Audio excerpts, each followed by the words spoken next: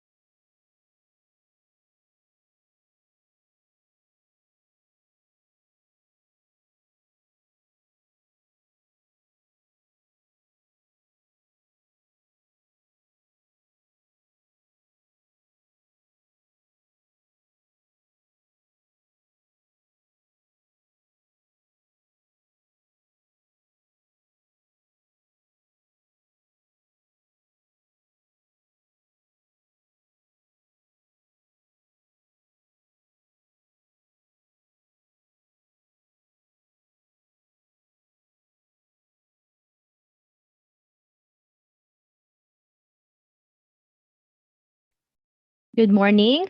Let's wait for 10 more minutes for other participants to get in.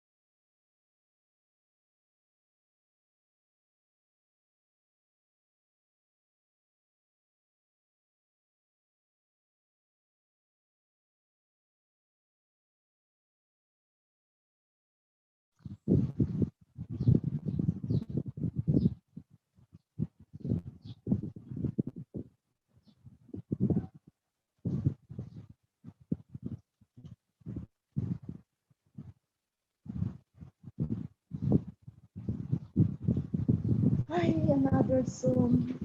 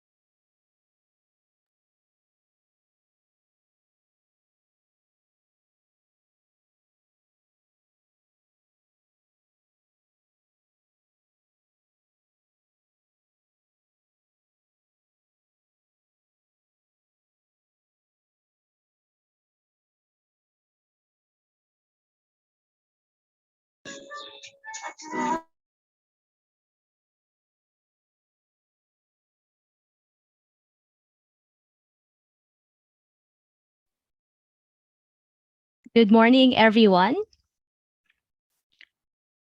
Paul Jun, an author and entrepreneur, said, by embracing a student like mindset and learning to turn self education into a daily habit, you can hone your current skills and develop new ones while enriching your mind. Then, when the time to adapt arrives, the transitions are less bumpy. As we ensure the quality of learning of our students in this time of the pandemic, we also continue to learn, relearn, and unlearn things to help us improve and do better. One of the things that we need to do is to prepare and construct test items anchored in the new normal situation. Today, we are gathered via Zoom and YouTube online streaming to take this challenge. My dear English writer friends, welcome to our orientation on test construction. Let's make learning a regular habit.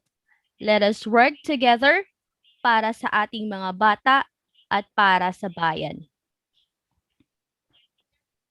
To start with, let us all pause to give honor and glory to our Almighty God.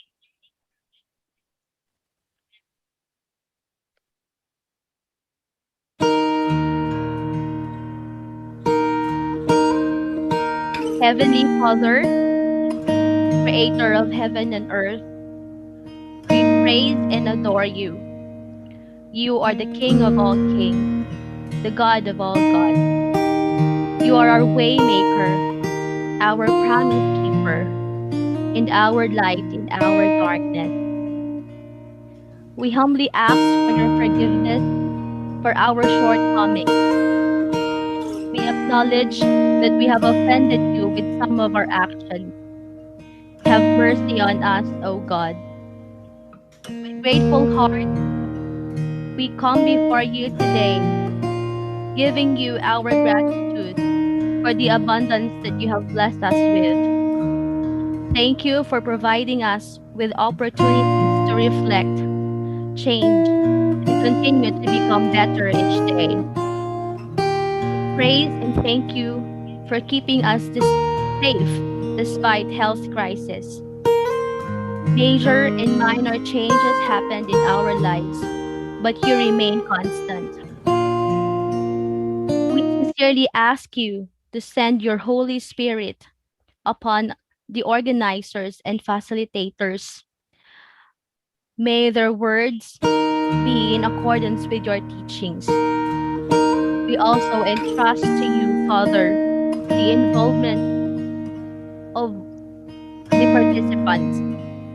May they take part to be able to have a meaningful and fruitful discussion. God, we entrust to you our internet connections. Permit us, Father, to finish this orientation without technical problems. Finally, we pray that this orientation brings success and growth to the entire department. All greatness, power, glory, praises, and honor belong to you. We ask all this in your most precious name. Amen.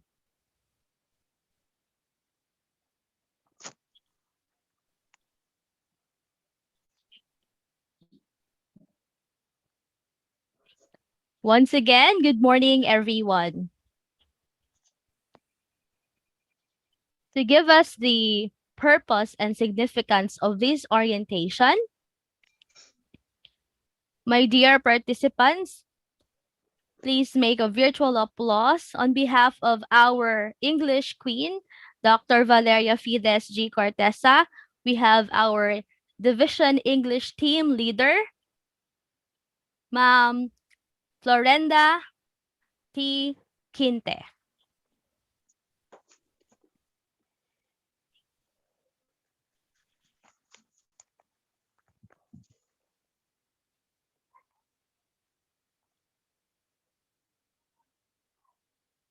Okay, good morning. Am I heard, Faye? Yes po. Okay, good morning, everyone, to all our lead writers in the elementary and secondary level and head writers for the senior high school, fellow writers in the different levels in English. Good morning. In behalf of Dr. Cortesa, who is in a meeting today, I am tasked to share with you the rationale of this training this morning. Today, we shall revisit our knowledge on test construction. We need to develop high quality test questions to come up with our test item bank. Item bank is a rich repository of test questions that we will use when we construct our summative test. I welcome you to this orientation as we revisit how to construct test items to measure the knowledge, skills, and abilities necessary for competence for our well-written items. Enjoy and have fun.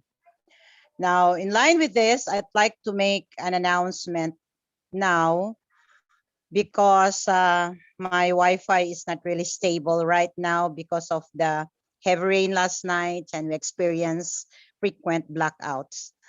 So according to Doc Bebod, we shall construct 5 items per milk. So 5 questions per milk, okay? And then the lead writers for the elementary and secondary and the head writers for the senior high school will always be there for you, writers, for whatever needs you need, for whatever help you need, please contact them. Your focal persons, they are the best person to contact with if you have any problems or any questions. So with this, I welcome everyone to this orientation, and I hope we are going to pay attention to Ma'am Leila's presentation on test construction for our summative test. Good morning and have a good day. Thank you, Ma'am Flong, and all right. Sir Gulam. Yes, RD. Okay. So we are now on the orientation proper. And to orient us on test construction and the creation of online test item bank, please welcome Ma'am Leila Fernandez, the Division Education Supervisor in Science.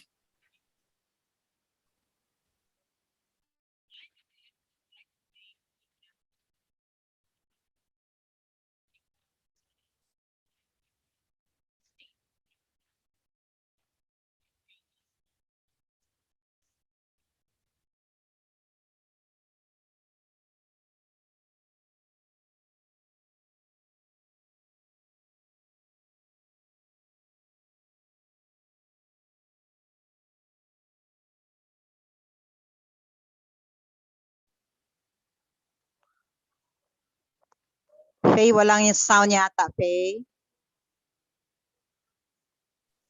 Sir Gulam, wala po tayo sound.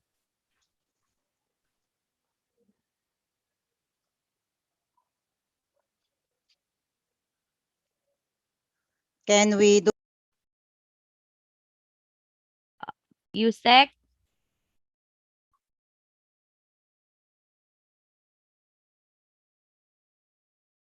Leila's presentation on test construction for our summative test? Good morning and have a good day. thank you, Ma'am Flong, and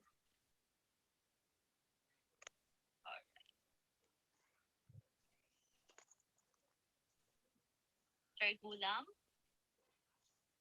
Yes, RD. Sorry. Mentor the teachers in their roles as mentor the. Thank you, Certified Education Program Specialist, no other than Ma'am Leila Fernandez. Virtual clap for Ma'am Leila. Good morning, Ma'am Thank Leila. you. Thank you. Good morning. Good morning, everyone. Now, because of the commitment of DepEd, Zamboanga City SDO, to assist, to guide, to equip, and mentor the teachers in their roles as instructional managers, SDO is making another initiative, the creation of online test item bank where teachers will have full access and convenience in preparing their assessment items when they give their summative assessments. Now, cognizant of the fact that many of our teachers are facing difficulty, especially when developing test items for classroom assessment, this initiative will undoubtedly solve one of the burdens of our instructional managers. That is why an orientation on test construction has been decided to provide you, our teachers, with additional guidance as we prepare to embark on this journey together. So good morning to my science team, the development team composed of the quality assurers and the writers. So friends, joining us today are our friends also and partners from English, MTB, and mathematics team. So welcome everyone, and I am Leila Malonzo Fernandez, your mentor, and will facilitate the simple orientation as we begin to embark the journey together. So we shall proceed now with the orientation. Mariam, allow me to share my screen. You can naman, naka-activate na po, ma'am. Okay, I'm sharing my screen. Viewing po. Viewing po. Okay, thank you. Now, because this is just an orientation and it is assumed that all of our teachers who are here with us have already some background knowledge and experience in developing multiple choice test items. So allow me to provide you a little more guidance so it would be more easy for us to develop probably very good test items that will become or form part of the test item bank. So the title that I decided to put today for the orientation is effective questioning, because everything starts from asking good questions. So effective questioning for classroom-based assessment. Now, we shall revisit the following. We shall revisit principles of text construction and how a single learning competency can generate multiple stems, and how test items construction with different cognitive skills. Now, because this is just a revisit and the basis for preparing the test items will be the MELCs, and we know that some of the MELCs have been fused together. That's why if we will just prepare right away questions from the MELCs, we might probably miss some of the important or essential skills that should become part of the MELC. So we will also revisit kung paano ba yung test item can generate a single MELC can generate different test items with different cognitive skills. So I would try to shed clarity on this aspect. So we hope that this orientation will really provide adequate information. So for the objectives for today's orientation, we wish that at the end of this orientation, you would be able to demonstrate already understanding of constructing test items with different cognitive skills. And to distinguish also high-level test items from low-level test items. And of course, apply the learnings in developing test item bank. Let's first revisit the principle on test construction. So test construction can never be accomplished without going back to the foundation of our assessment practices. So all of us probably are already familiar with CIA alignment because this has been the common remark every time we go and monitor classroom. So alam natin na the CIA is stands for curriculum, instruction, and assessment. Now, because we will be developing test items, and there are two major factors of the alignment that we will have to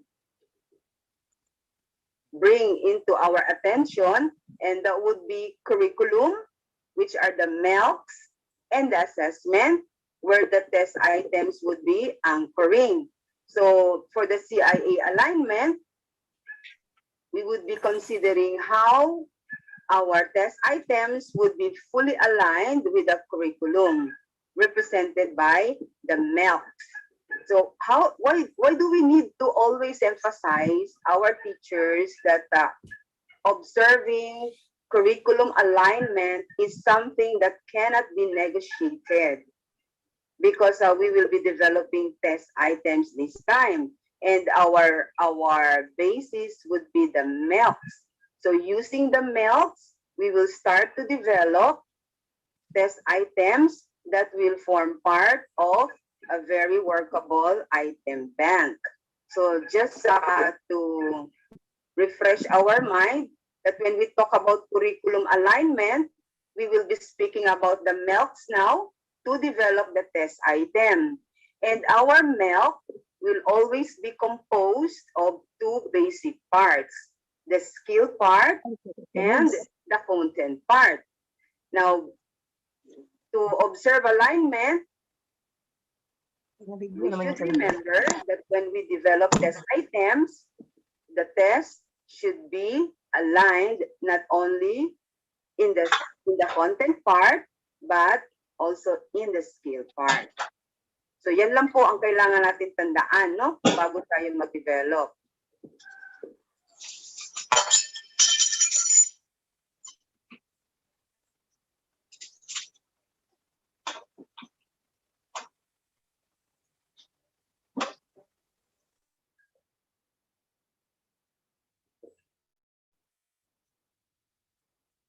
Okay, let's have one example. What do we mean by curriculum alignment? Just to start our mind with this very simple exercise. Suppose we have a learning competency here to identify the parts of the different body systems. So what is the skill part here? Anyone? We have said earlier that every competency is composed of two major parts. Identifying. Very good. Thank you. Identify. Okay. Identify is the skill part. So, and the content part are the body systems. Yes. So, if this is the competency, so just to have an illustrated example of CIA alignment, we have this example. So, because this is the skill, so what kind of STEM shall we develop? We have one example here.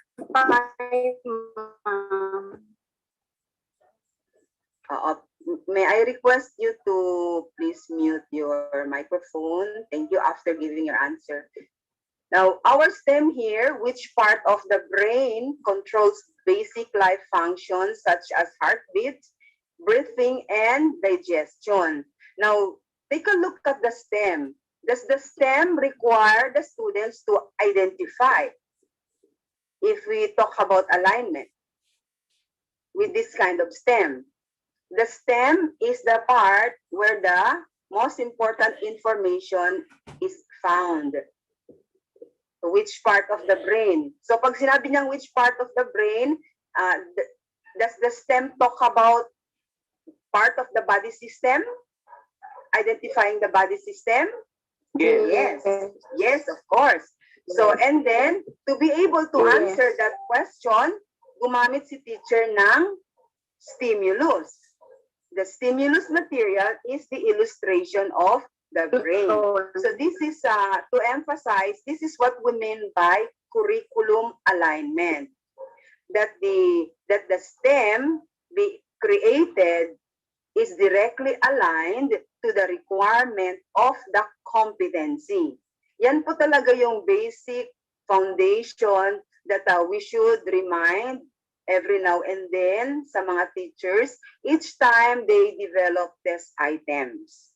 That it has to be aligned not only in the content part with the learning competency, but both the skill part and the content part. All right. Now, what if we develop test items from a single competency? Develop test items. So, meron tayong isang competency kasi yung job natin ngayon for the next project is using a single milk, we shall develop 3 to 5 test items.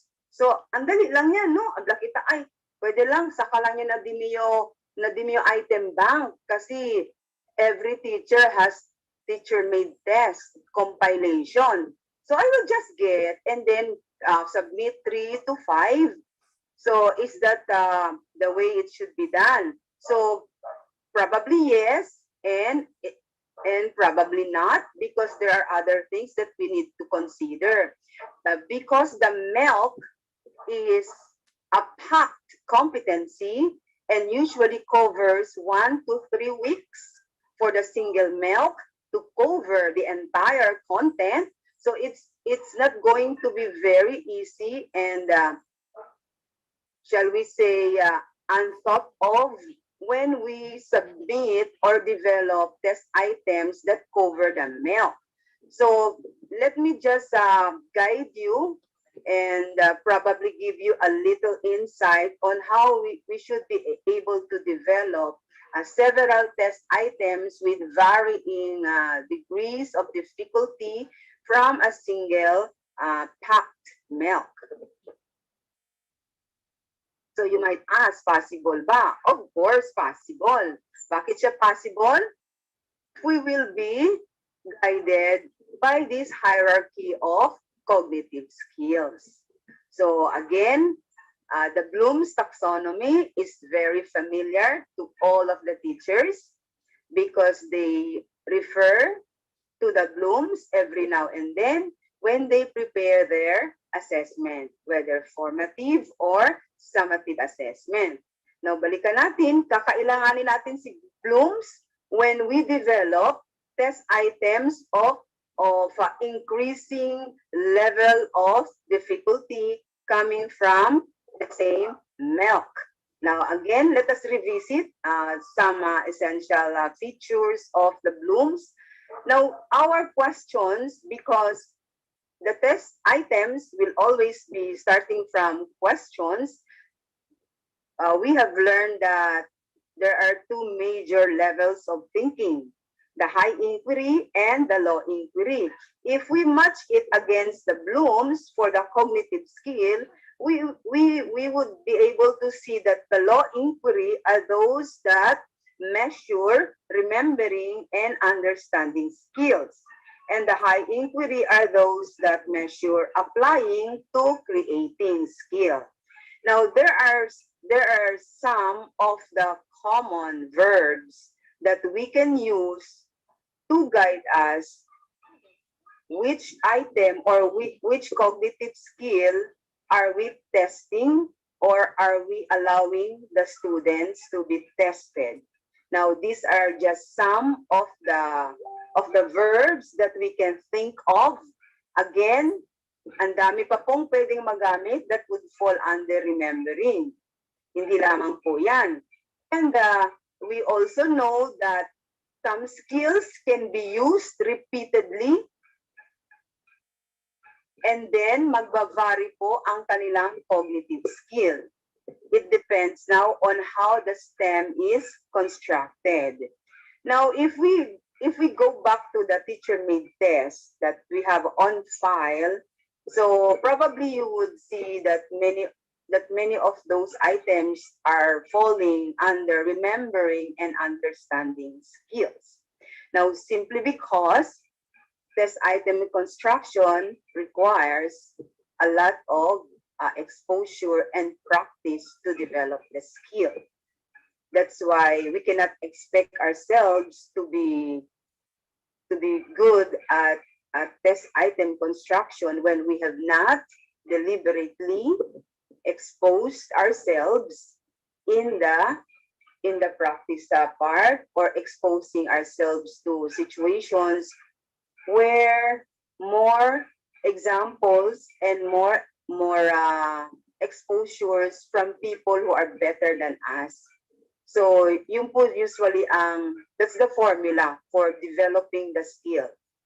That's why as we go higher from applying to creating, the task of thinking for very good questions that would match the cognitive skill, the task also is becoming greater and greater. And the challenge also is becoming more difficult. But again, it takes practice to develop the skill. Mahirap, pero kayang magawa with regular practice, no? And positive attitude to learn from this very good skill. So ito po, kailangan natin to. Why do I present this one even if you are already familiar with this? Again, we are revisiting principles or prerequisites that will help us to be more guided as we develop item banks from our respective subject areas.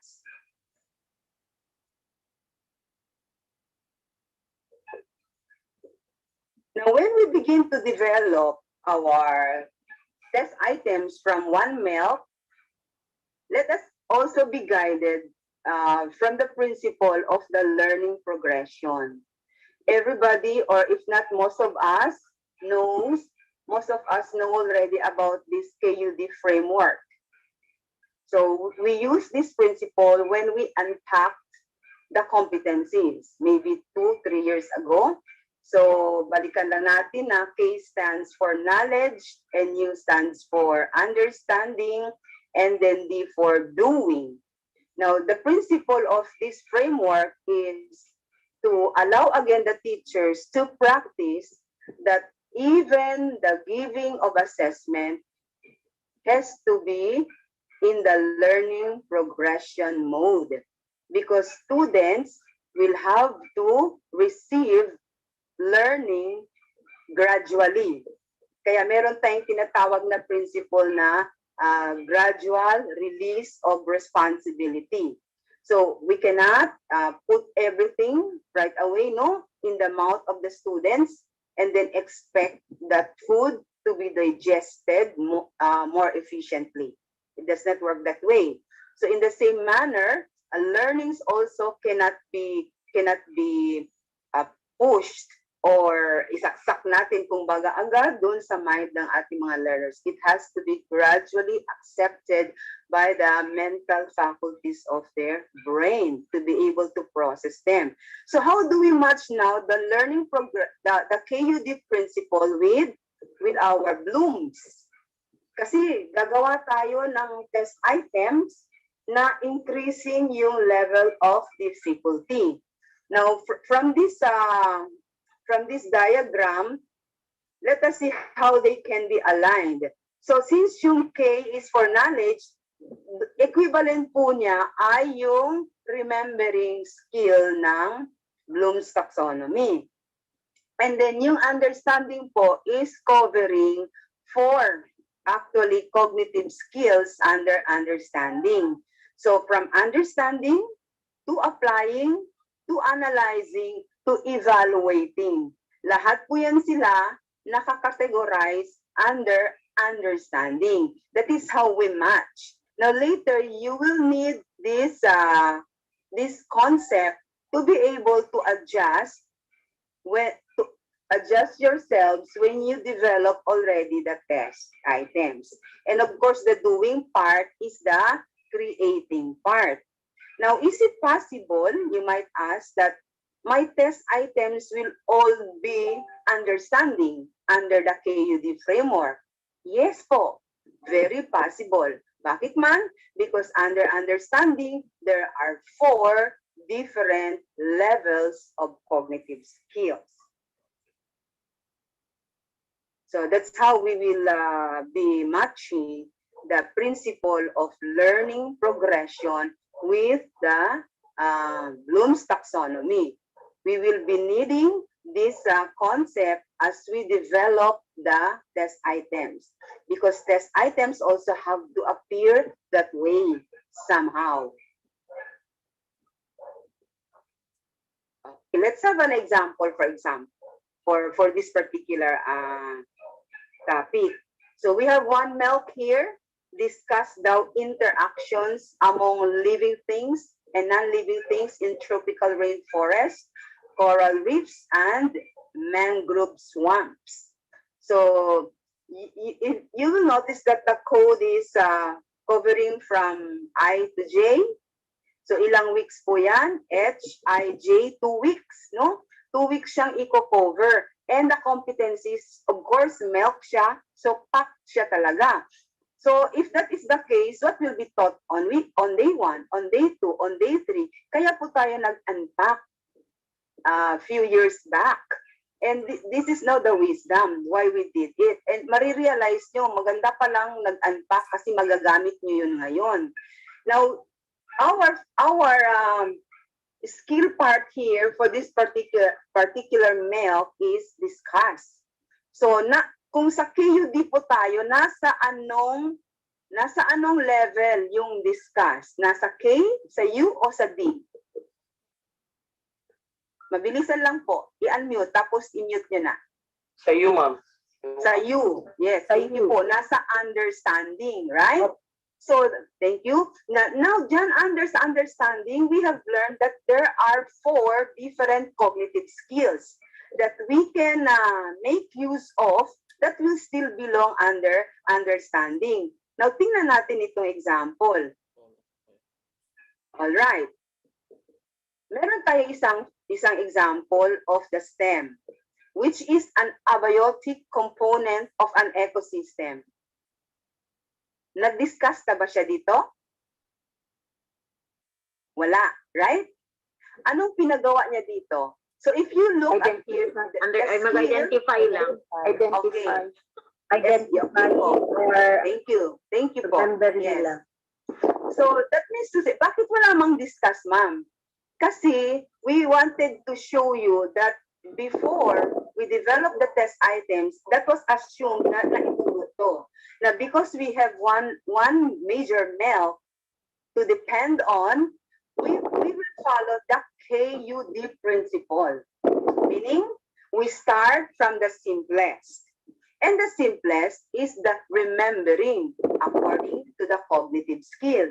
Kaya ang inilagay natin dito is a STEM that will require the students to remember knowledge, to remember concepts. Kaya easy lang po siya.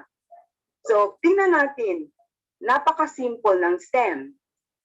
And because this is just a remembering skill, the student did not make any processing of information. Ano lang ginawa niya? Nag-recall lang siya. Basic knowledge, ni-recall niya. So that could be the first way when we develop. So the next is construct this question of higher cognitive skill.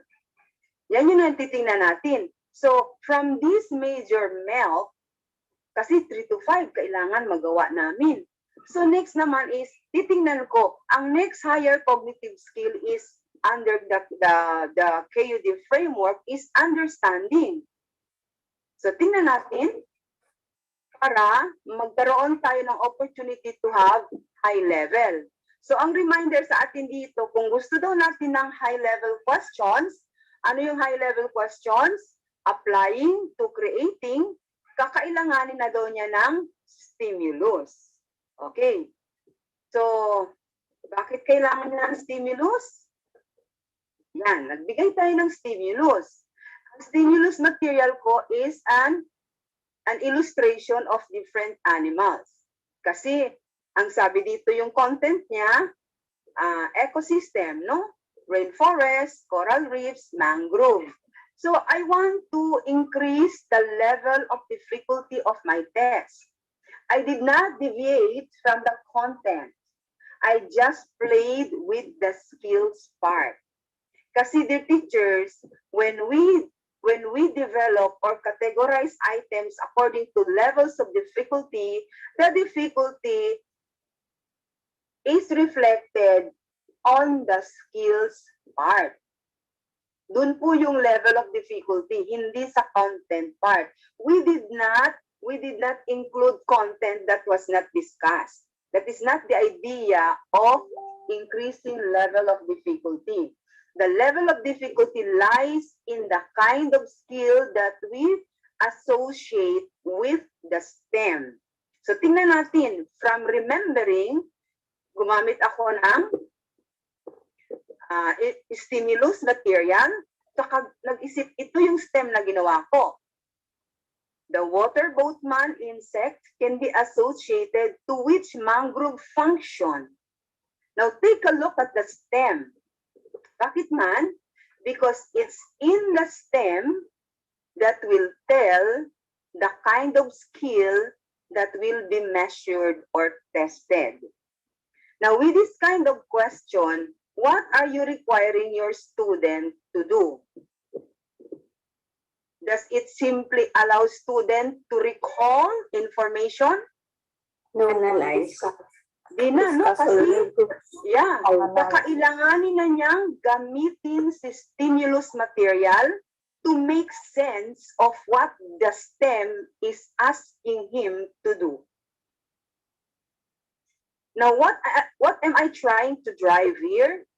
That when we desire to increase the level of difficulty of test, one requirement is to present stimulus material.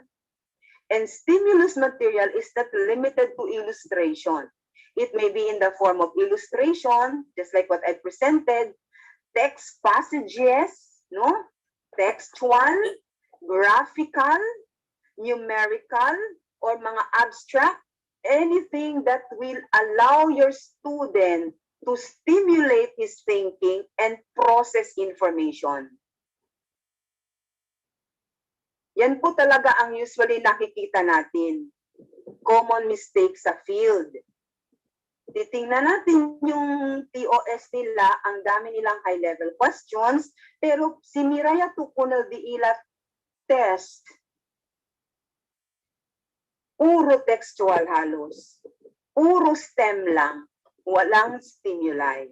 Again, we can only generate high-level items with the aid of stimulus material. So like this one. So nakita natin na for the student to answer that simple question, water boatman, only say water boatman. And then what is the teacher telling me to do? That I should see relationship now, in what way is water boatman able to relate with the rest of the living things in that ecosystem? So, ito ba ay nag-recall lang ng information ng bata? Hindi. So, nakita natin that the degree of skill is getting now more evident. And it has become evident and possible with the help of the stimulus. Kaya pupunta siya sa understanding. Okay. Ma'am, porke man si understanding lang, ma'am? Analyzing. Okay. Bakit siya nilagay ko siya as understanding? Kasi yung understanding is the beginning of a high skill. Pwede siyang doon na nag-i-start. Yung understanding kasi dapat ma-demonstrate lang ng bata yung conceptual understanding. So if the child knows the meaning of this illustration, the significance of the arrow pointing to a particular organism, the student can tell what is the answer. Again, makikita po natin yung level of the skill doon sa STEM, hindi po sa options. So, syempre, ano yung magiging answer dito sa options? Again, multiple choice po yung gagawin natin for the item bank. So, I did not anymore write the options here to save time kasi ang focus po natin dito is how to teach the teachers improve the way he or she creates the STEM. So, if we want to have more very good items, produce stimulus. Now, let's have another example. So, nagkaroon na tayo ng pangalawa, no? Understanding. As I've said earlier, focus daw on how the STEM is constructed because it will tell what the skill will the student use. Okay, let's have another example. Now, you will notice that I did not change my stimulus. For the next question, I will use the same stimulus. So this is my next STEM. What will happen if the population of frogs will decrease? So yung sagot ba sa tanong ko ay makikita sa stimulus? Hello? Yes or no? Yes. Thank you. All right. Makikita, sabi ni, may narinig ako, hindi po. Pero will the stimulus help the student to decide for the right answer? Yes po. Yes. Yes. That means to say, kailangan si stimulus. Kaya, what are you requiring your student here to do? You are requiring them to See relationship. see relationship and predict outcomes, right? So the skill is getting higher and higher. Again, kung naintindihan ng bata yung mga arrows na ituro sa kanya sa klase and the relationship of the different organisms in the ecosystem, maa-answer niya. So here makita natin na the child is required to predict outcome. So doon sa ating blooms, si predict outcome daw is under the cognitive skill of evaluating. Now again, how is it possible for the child to make use of higher skill?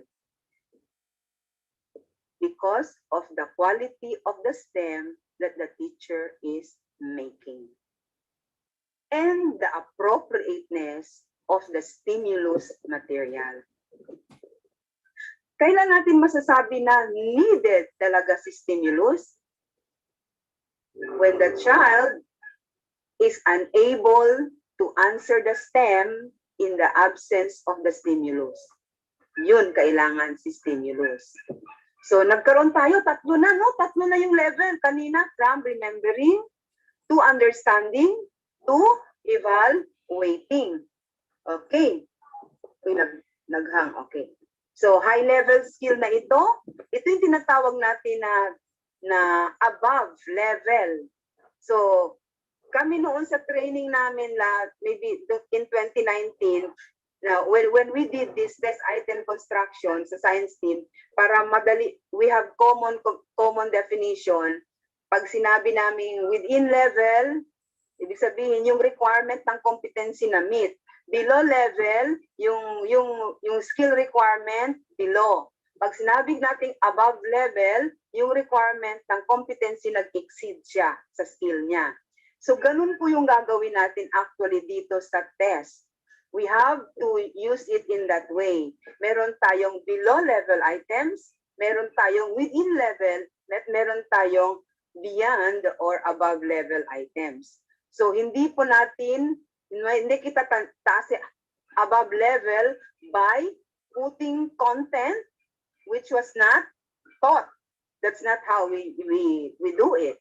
We only change the skills. So here, gumamit tayo the same stimulus. You will notice that a single stimulus can be used to generate several stems. So dito naman sabi natin, what could possibly happen if the interconnected food chains above are maintained in a mangrove forest? So here, the students is trying now to infer. So ina-analyze niya ngayon, relationship. What could possibly happen? So each of the organisms here contributes for the existence and survival of the other organisms. So ina-analyze niya ngayon yung mga relationship. Pag na-maintain ito, hindi siya dumami o hindi siya nawala. So nakikita niya ngayon relationship. So saan makikita yung relationship? Through the arrows. So again, what we're trying to make you enlighten here is our stem can only become as powerful as we want it to be when we have chosen the appropriate stimulus material. And the quality of the stem now will dictate the cognitive skill of our test items. So, meron tayong KUD principle na iminatch natin sa Bloom's. Kaya yan ang nakikita natin. Taking the child into the next level. Hindi tayo nag-start doon sa level 3 o sa level 5 difficulty. Nag-start tayo sa level 1, level 2, kasi nga gradual release of difficulty. That is always the principle in all kinds of teaching learning interaction. We always adhere to the principle of gradual release of responsibility. Okay. Now, meron tayo na ma-example from English. Okay? So, tingnan natin yung example. Sa English, meron tayong, let's say, one competency dito. Identify the main idea, the key sentences, and the supporting details from the text read. So, ano po yung ating skill? Identify. No? Baka, bensaba kita si identify lang, diretso remembering. So, teachers, hindi. Kasi yung identify is one of the skills that can be used in different ways, that can be measured in different manner, with different degrees of difficulty. Yung identify. Paano siya?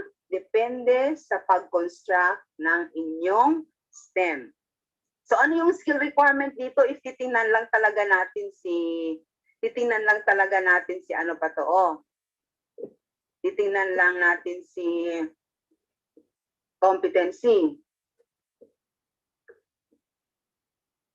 Diba? Identify. So we might say, thinking, ano lang ito? Remembering. Okay, let us see. And then, minumove ko lang yung aking ibang, yan, sa gabal. What cognitive skill does it fall? Probably you would say remembering. So ano, yung reminder ko dito is start from the skill required by the LC. So as you begin now to develop multiple items, start from the skill required. And then following the KUD framework, choose a skill for the next STEM where higher cognitive skill is measured. Okay? So if the skill daw in the LC is higher than knowledge, suppose ito higher than knowledge, the question may also start with the knowledge level. That is to apply the principle of gradual release. Kasi kung yung skill dun sa milk, nandun na siya agad sa understanding, ano pa to? So pwedeng, remember yung understanding, 4. Baka pag inakita mo, nasa analyzing ito, baka pwede kang mag-start sa understanding na cognitive skill or remembering. So this is what it means here. So tingnan natin yung example sa English. So here, gumamit ako ng stimulus material dito sa English. So conversation, no? Very short conversation among four kids. Sabi ng isa, I'm tired of working. Let's play marbles. I want to play hide and seek in the tall grasses, sabi naman ni Riza. And then sabi ni Salim, the tall grasses have snakes. It is too dangerous. Why don't we play in the mango trees? Sabi naman ni Mira, yes, we could see who picks the most mangoes. So, yung stimulus material, if you look at it, simple conversation.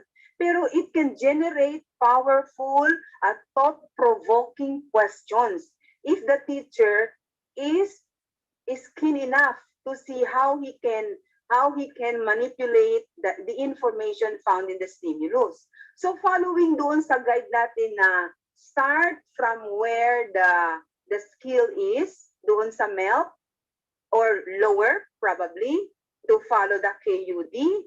So sabi dito, what is Salim afraid of in the tall grasses? So yung tanong, yung ganong klaseng question, what does it, is the answer readily found in the stimulus? Yes. Yes, okay. Meron pa bang, yung answer ba direkta makikita niya doon?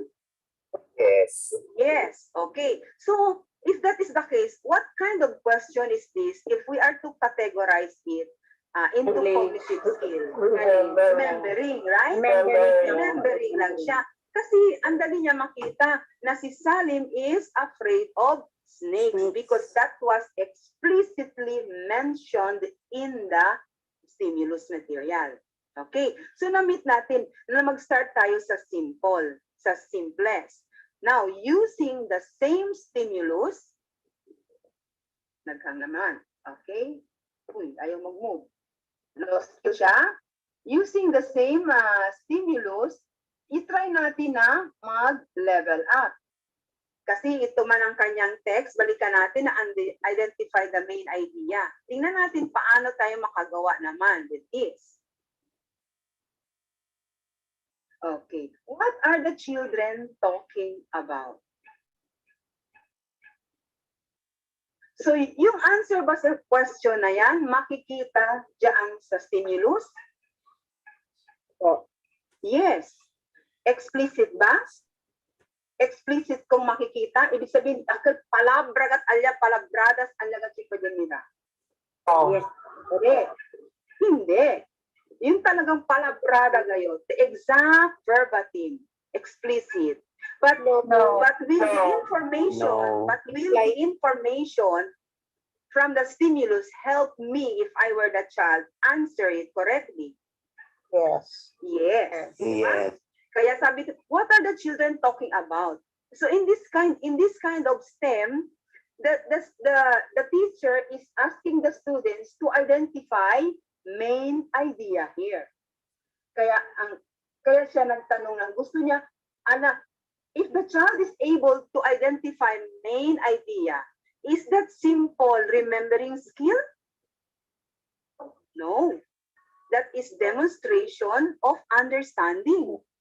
That the child can make sense of what he or she is reading. Kaya naintindihan niya yung tanong ni teacher at out of the different statements given by each of the students, he was able to get the main idea that they are talking about what type of game they should play. Okay, so nakita natin nag-increase na tayo, no? From using one MELP, then gradually in-increase natin yung difficulty ng assessment questions. Now let's have another example. So ito yung sinasabi natin within skill or within level, no? Yung ating test. Try natin naman kung paano tayo sa the same stimulus makagawa ng above level. Okay. Here. Whose idea daw does Mira like? So this is another way of creating a STEM na will satisfy the requirement of the competency within level. So yung kanyang sagot ay makikita ba, makakatulong ba yung stimulus to help the child answer the right answer? Whose idea does Mira like? Yes. So that again is a demonstration of understanding. Kaya yung cognitive skill niya is understanding. So Mira likes the idea of Salim. Bakit man? Kasi ina-affirm niya maganda nga na that can only happen if the child can demonstrate understanding. Kaya nakita natin, this is another way of creating the STEM. Now you will notice, I only use a single stimulus. Hindi ako gumamit ng maraming stimulus para makagawa ng iba't ibang test items. Basta what I kept in my mind is I should remember the principle of KUD. And the skills will guide me following the principle of Bloom's. Okay. So within skill pa rin siya. Tingin naman tayo ng another example. Meron pa? Okay, the same stimulus na naman ang ginamit ko. Ngayon, nag-level up ako. Inisip ko, paano ko pa itong mga information magagamit para ma-challenge ko yung inquiry ability ng estudyante. Now, how is the statement of Patrick related to Riza? So, kaya ang skill na inilagay ko dyan sa cognitive is analyzing already. So, bakit man? How will the STEM help the student analyze? O, anong gagawin niya dito para makita niya yung answer? He will have to see now Relationship. Connection. Excellent, no? So, titingnan niya, kimo duga si sila related. Kung sa relasyon dito yung palabra, akin na palabra. So, you see, the student, you have provoked, you have stimulated the thinking of the student. He is now processing the information right in front of him. So nakita natin ngayon, gradually tumataas yung level of difficulty ng inyong test items. You only use the same stimulus. So, are we making sense here? Okay ba tayo? Yes po. Okay, salamat. So, that is what we mean by the increasing level of difficulty. Again, it depends on the quality of the tests, of the STEMs rather. So, here, maglalagay ka ng choices. A, sasabihin mo na probably ano yung makikita nilang relationship. But again, nakafocus tayo. Kapag the first thing that we will be looking into when you QA the STEM, dear teachers, pag nag-QA na kayo ng test item, check against TOS. Sabi niya ko sa STEM, declare si writer. ST item number 7. Abla ele analyzing. So check ya to daan. O sa to check ya. STEM to diretso check ya. Si STEM, so si analyzing. So anong dapat? Dapat may stimulus siya. Paano magiging analyzing ang isang item kung walang stimulus material? Okay. So yun.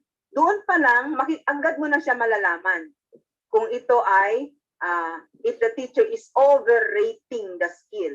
No? Overrating the skill. Kaya yun po yung mga guide ng QA. Titingnan ninyo agad. So, dapat meron siyang stimulus, appropriate stimulus, at saka tingnan yung STEM. Ano ang nire-require ng STEM? Does the STEM require the student to perform what particular skill? So, kung mali ang STEM, there is no point looking at the options. Pag correct yung STEM, that is the time lang bibigyan mo ng pansin yung options. Kasi ganon yung predictor niya, no, of correctness and wrongness. So kung mali yung STEM mo, automatically syempre mali na yung mga options mo doon. Naghahang na naman. Okay, so, and another question pa. Nag-level up pa tayo. Whose suggestion do you like? So ngayon, ano yan? You are asking now about their opinion, no? About their how will they judge the material if their own perception now or opinion will be involved. So nakikita natin na nagle-level up siya. So, tingnan niyo po, gumamit tayo ng isang stimulus material lang at nakapag-generate tayo ng maraming test items of varying levels of difficulty.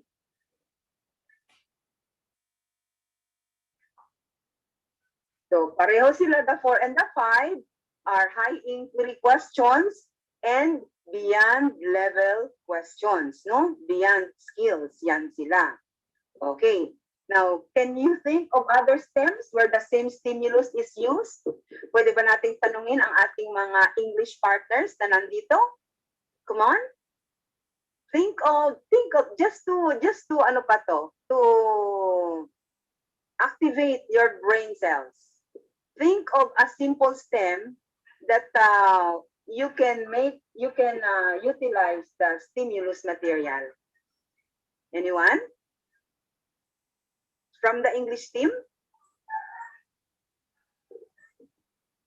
Hello, ma'am. Okay, yes po. Another question. What could have been the reason why Salim doesn't like to play hide and seek? Okay, si Salim. Bakit niya Yes. ayaw na? What skill are you testing with that stem? Analysis, ma'am. What could be the reason why Salim? So you are trying to infer, no? Yeah. You're trying to infer probably the reasoning of the statement of Salim why he dislikes playing in the grasses, for example. Yes, ma'am. Especially what the could be danger the of reason? snakes. This one. What could be the reason? Pero sinabi naman niya dito na may snakes. So that means to say, ini-infer natin na takot siya sa snakes, right? So from the statement, di ba, we can infer that Salim probably must have bad experience with snakes. Pwedeng ganun, di ba, teacher? Yes. So pinapa-infer natin. Tama. It is too dangerous. Bakit nga nasabing dangerous ang snake? Probably nagkaroon siya ng personal encounter with snakes o mga nababasa niya about the danger of the snakes. Yes, ma'am. Thank you. Very good. Tama po yun. Meron pa po ba? Welcome Yes, po. ma'am. Yes, ma'am. Okay, yes po. Galing ng mga science ng mga English dito. Oh. Hi, ma'am. Sige, ma'am. Go This is ahead. Ella from Kinder. Who do you think will not join in the mango picking? Why? Wow. Galing din. Nag-i-infer kayo ngayon. Pinapa-infer nyo yung estudyante. Sino kaya sa tingin nyo? Hindi. Okay. Tama.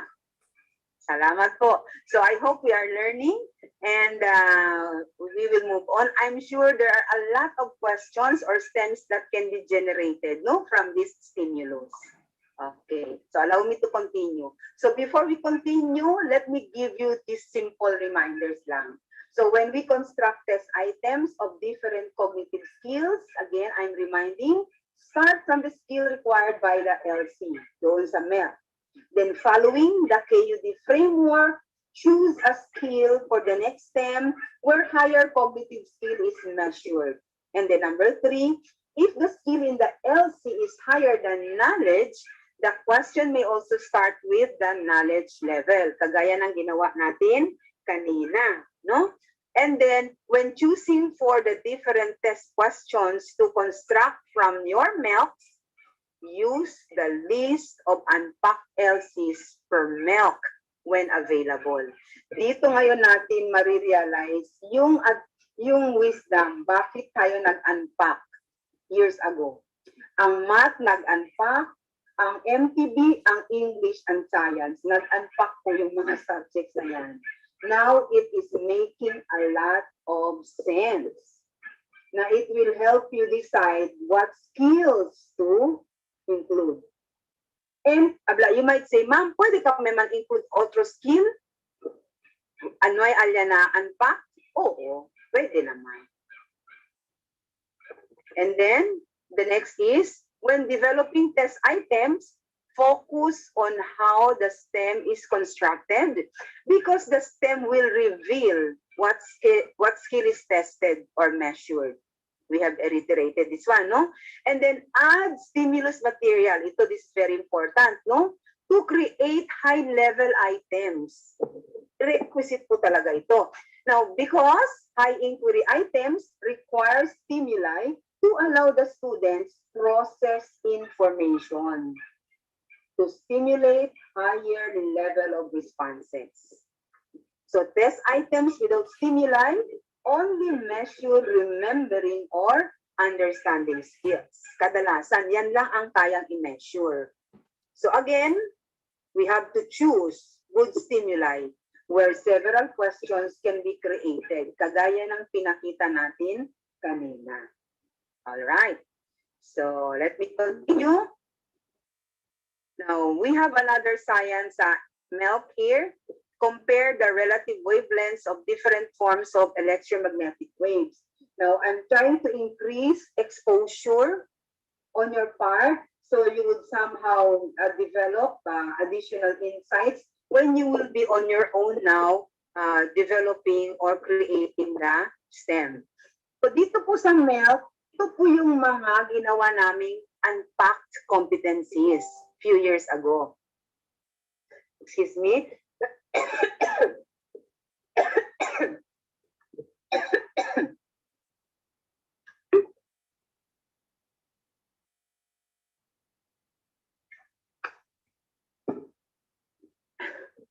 So the white ones are the ones with samples of test items. For purpose of discussion, now we have selected these items just to see how we can vary the test with the skill. So dito, gumamit tayo ng isang unpack na i-describe daw yung properties of electromagnet. And then gumawa tayo ng STEM, making them remember concepts, no, of radio waves and X-rays. And then, yung STEM dito, which statement is true? So, from this statement, the teacher simply makes the students recall knowledge, no, or information about radio waves, about X-rays. So, nag-start po tayo sa simple, below level po siya, and then next, we're going higher to the next level.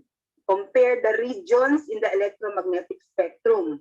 So yung skill niya, comparing. Pero yung content niya, the same pa rin, nandun pa rin sa electromagnetic waves. Pero what did I add? I added a stimulus. So from this stimulus, magkakaroon na ngayon ng mas mataas na skill. And so, meron na tayong bagong STEM. So sabi dito, which of the following EM waves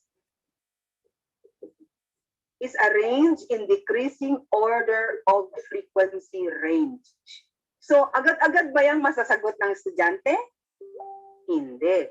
Kakailanganin niya munang tingnan, no, yung kanyang stimulus.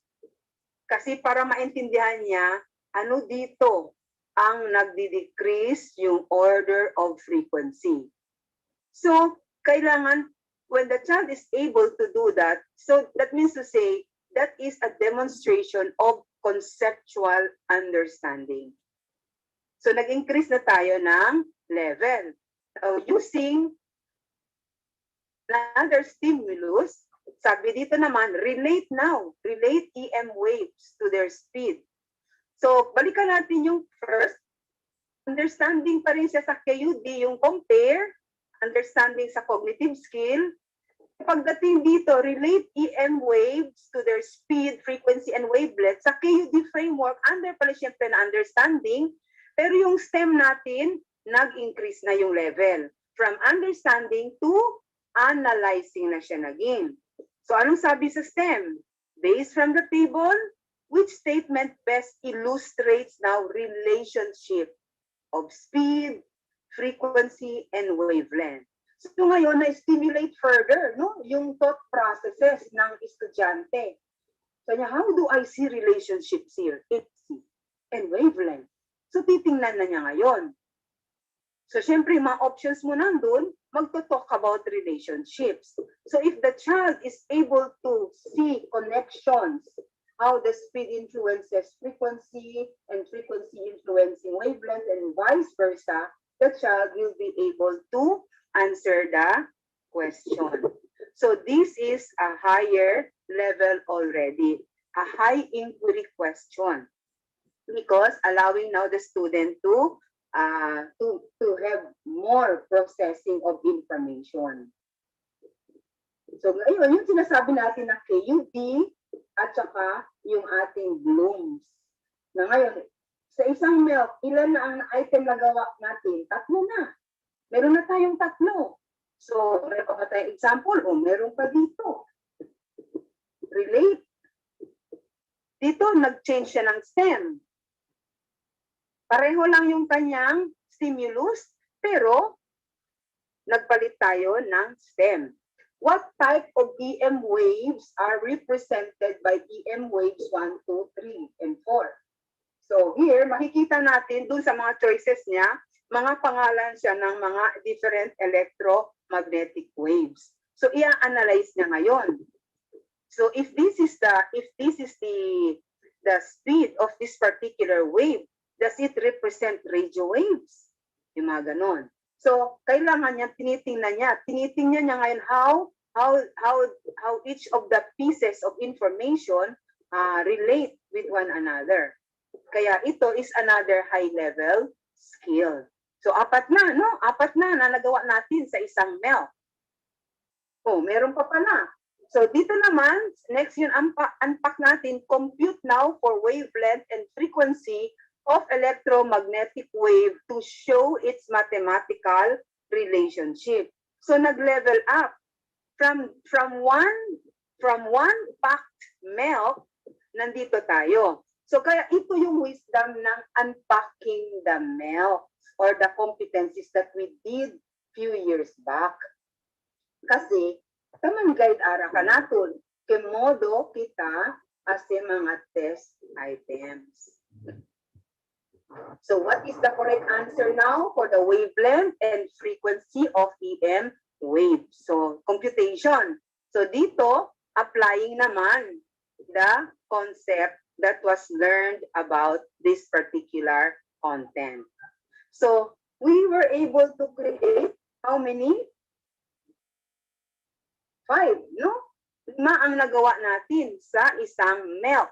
How did we able to do it?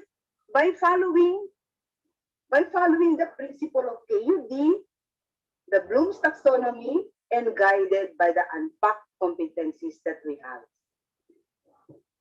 Kasi dear teachers, kung wala yan, I don't know, baka that yung mga maestra only lang sila man harvest lang sila from their teacher-made test compilation. So I hope that this orientation will be helpful in somehow guiding our teachers to make more decisive actions, relevant decisive actions.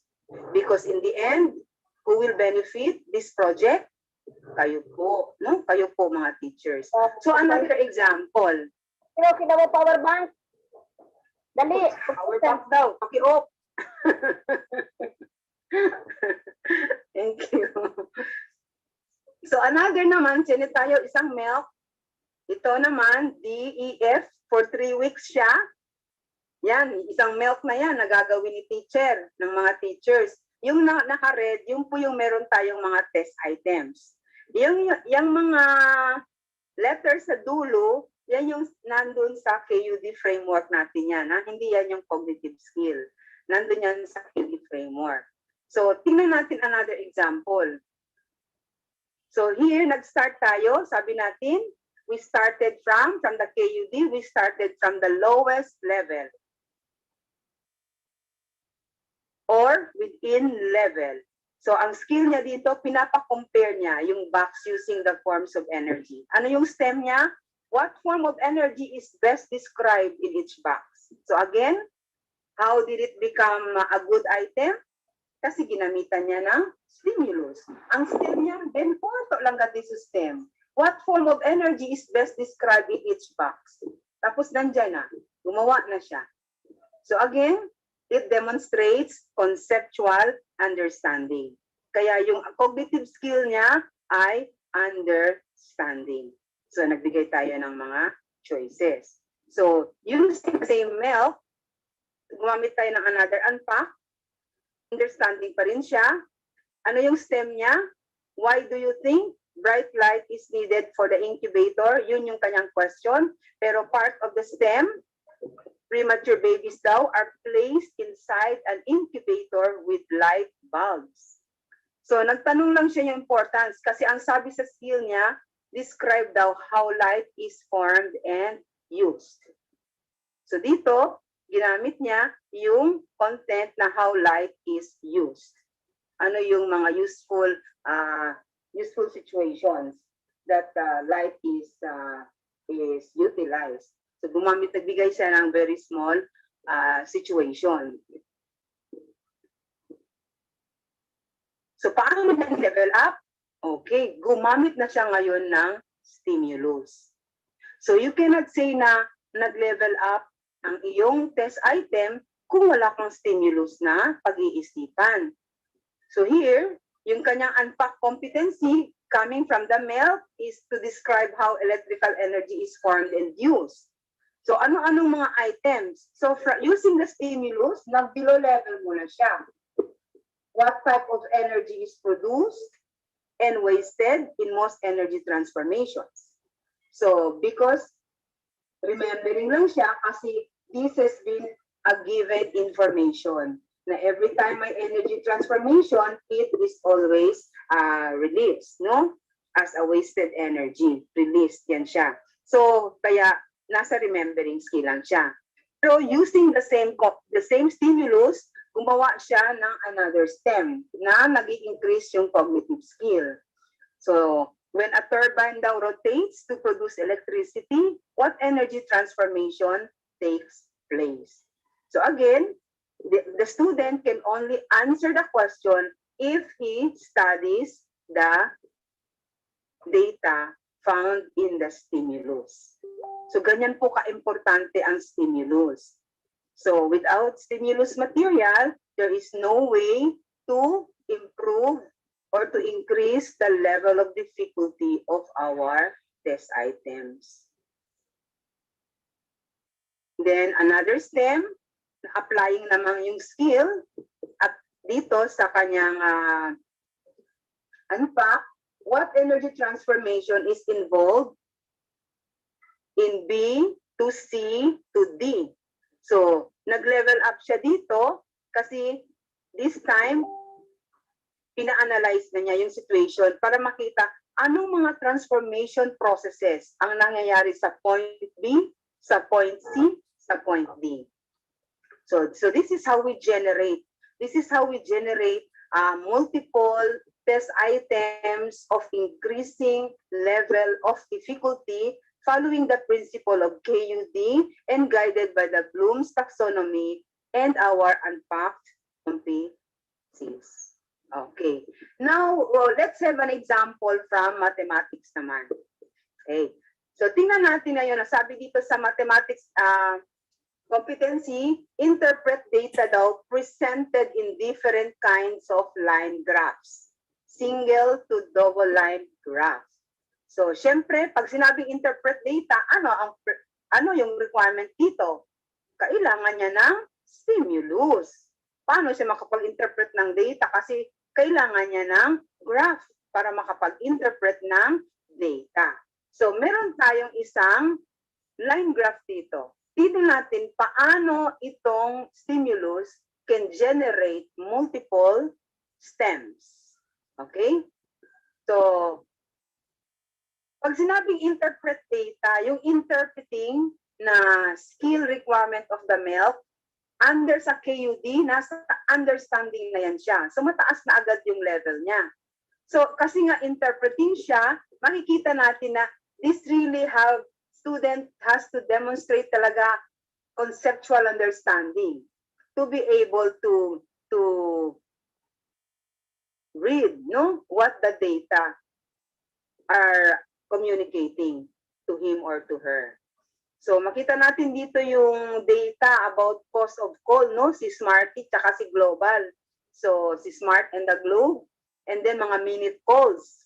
So, titingnan niya ngayon, ano ang sinasabi ng data. So, ang STEM ang tutulong sa kanya. Ang STEM ni teacher, ganito lang. Which of the following statements is true? Nakiber? Ang isi ng STEM niya, pero, cosa, yakebra-kebrang kabeza del pata. Why man? Because the STEM requires the student to analyze. Kasi, paano niya malalaman which one is the correct answer pag hindi niya naintindihan which of the two networks charges lesser cost or charges higher rate after 5 or 3 minutes. So you see, diyan makikita natin na a very good stimulus will allow the student to also improve yung kanyang mga inquiry skills. Kasi ano yung requirement ni Milk? Mag-interpret siya ng data. Yan. So analyzing siya agad, no? So, makikita natin na nasa high level siya. Okay, what about the next? So meron tayo dito applying naman. What type of angle represents the increase of cost of call? So dito, sinali niya yung concept ng bata about angles. So idinagdag niya dito kasi meron silang lesson on angles. So pinasok na niya, ano yung angle na i-represent dito? So you see, from this simple line, nakita na ni teacher opportunity to insert yung concept sa angle. So that's applying. So again, that is high-level questions. Tapos, meron naman another is evaluating skill. What network will you use if you want to make a call for 7 minutes and another call for 4 minutes? So this one, na-involve ngayon yung judgment ng bata. Oo nga, no? Ano kaya ang gusto kong ito? Which one is better? So the child will somehow have to analyze, to study. Kasi pag evaluating na yung skill, ibig sabihin, dinaanan na niya yung proseso ng lower skills. For the child to manifest good judgment, dapat, hindi ibig sabihin na in-exercise niya evaluating agad. No. In-exercise niya yung knowledge niya, nag-demonstrate siya ng understanding, in-interpret niya, in-analyze niya yung data. Lahat yan, dinaanan niya yung skills bago siya nagkaroon ng sound evaluation. Because all those skills are, ano sila? They are prelude to making good decision.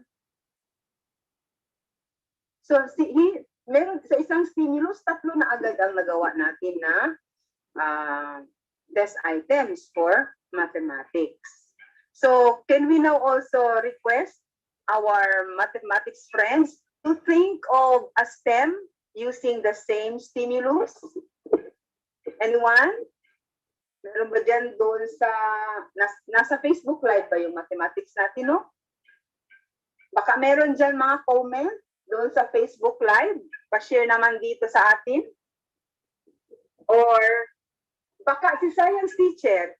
Ang science teacher kasi, meron niyang mga science gano'n na situations. Can you think, science people, think of a STEM that we can also generate from out of the stimulus? Anyone?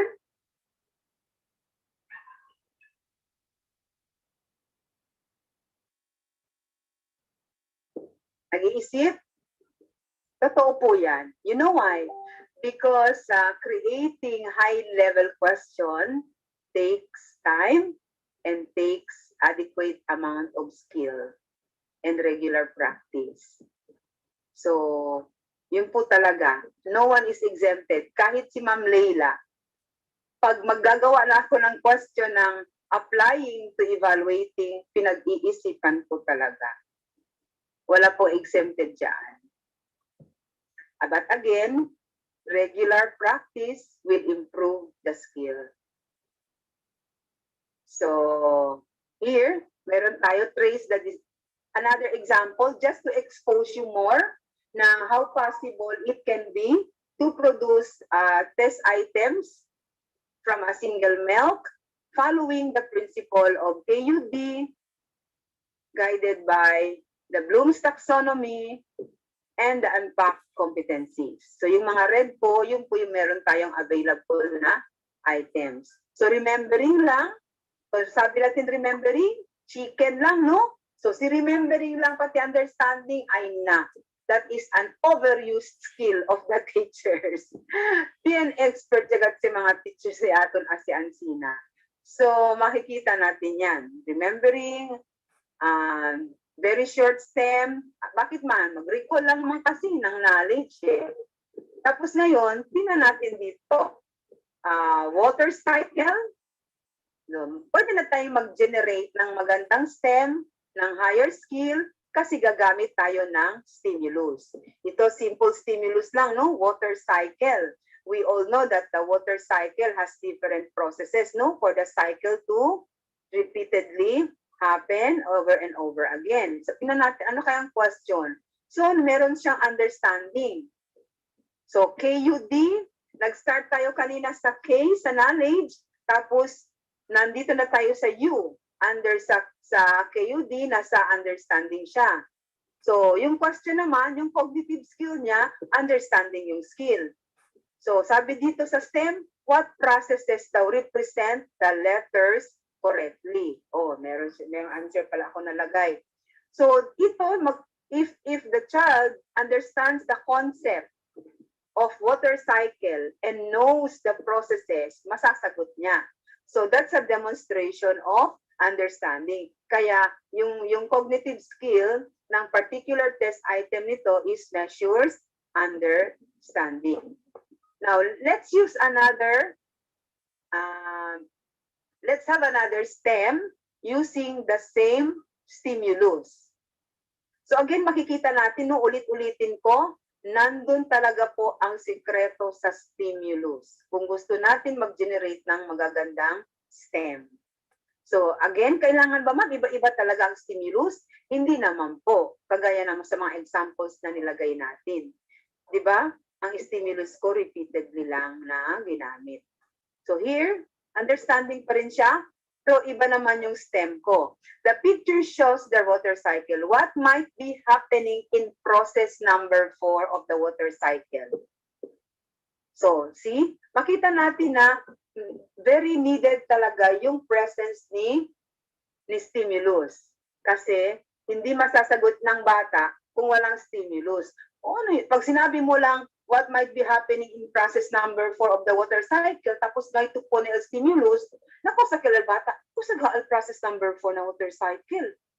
Sabi man niya, water cycle kay evaporation LS, seepage LS, siniriran, o po sa process number 4. So you see, ganun po kahalaga ang stimulus material. So, yan is testing the cognitive skill of understanding. Under sa KUD, nasa U pa rin siya.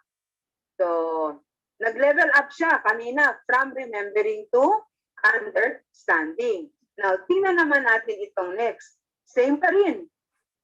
Same pa rin. Another way naman of crafting the STEM. You see? At what point in the cycle runoff occurs? So, makikita ngayon ng bata. Titingnan niya. Kung naintindihan niya yung concept, kaya niyang masagot.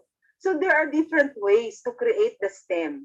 For as long as we study the significance of the information provided doon sa stimulus material. So, tingnan naman tayo ng leveled up na skill. So, using the same stimulus pa rin. Okay. So, at which point daw in the cycle, heat is involved for the process to take place. So, ngayon, iba ng usapan. Kasi wala naman, merong sunlight dito, pero sabi niya, uy, paano?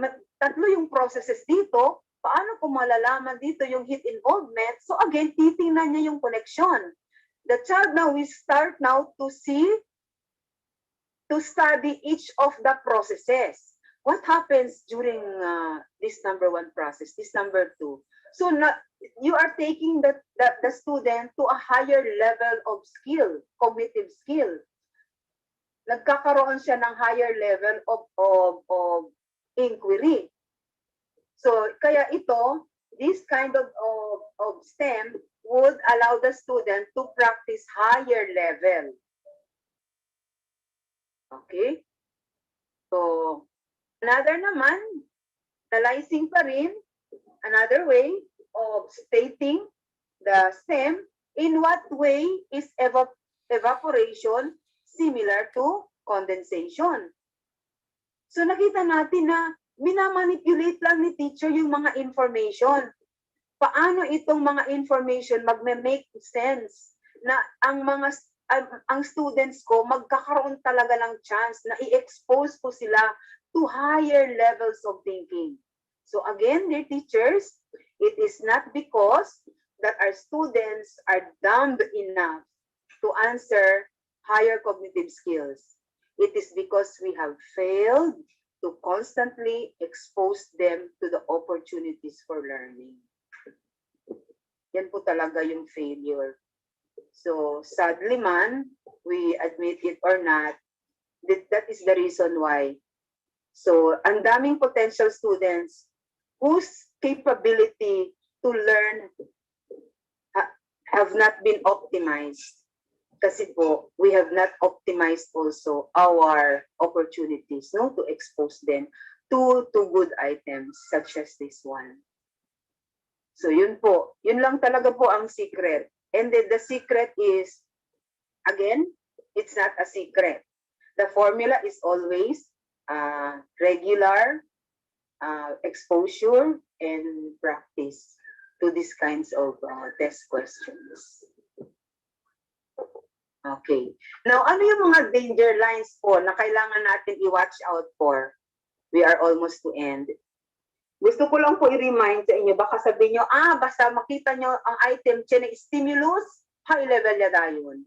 May mga ganon, no? So, danger lines tayo, gusto ko na i-watch out nyo. Example po, meron tayong ganitong stimulus. If you look at the stimulus is rich with information. Dami nating question na matatanong dyan. So, meron po ganyan.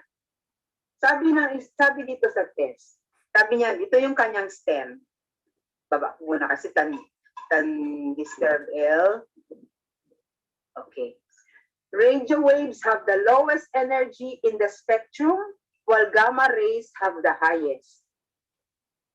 Too much exposure to high frequency and energy electromagnetic waves ionizes atomic particles that can be hazardous to living cells. Is exposure to radio waves also hazardous to living cells? So, I want you to take notice on the STEM. Anong meron sa STEM niya? Too much? Too much Overly. Too much information. Okay. Yeah, the information is too much. Okay. Let me continue. Too much information. Bakit man? Kasi in-explain na niya kung ano yung laman ng stimulus. Na sana pwede niyang ginamit yung kanyang part ng kanyang STEM doon na sa STEM. Doon na sa ibang question. Para yung bata, makita niya na yung radio waves dito, na ito pala ay lowest energy in spectrum, dapat inililid lang niya. Dapat through the STEM. So, yun yung isa sa mga failures dito. Nakita natin, no? Again, improvement sa STEM. Meron ka ng powerful stimulus, so dapat ginamit mo yun to create a very good STEM. STEM that will require the students to look at the information. Na ngayon, take a look at the STEM. The question I mean. Is everyday exposure to radio waves also hazardous to living cells? Ang sabi dito, evaluating. Do you agree?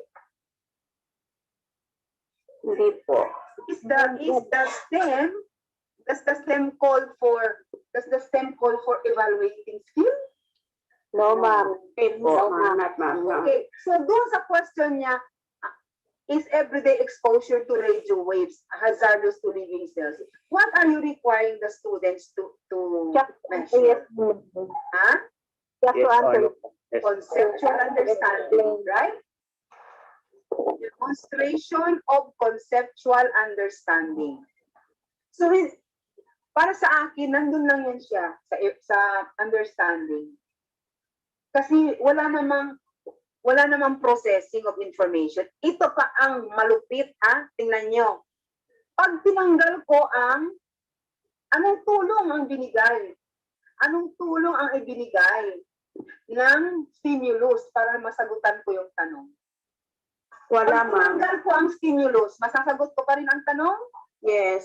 Yes, exactly. Hindi kailangan. So, ibig sabihin, naging nuisance material lang si stimulus. Dahil hindi siya nakatulong. In other words, I don't need the material to answer the question. That's the danger line that you have to warn yourself about. Na hindi ibig sabihin, meron ka ng stimulus, high level ka na. So yan po tandaan lang natin. Kasi in this particular example that I gave, the stimulus material is irrelevant to the STEM. The stimulus material is irrelevant to the STEM.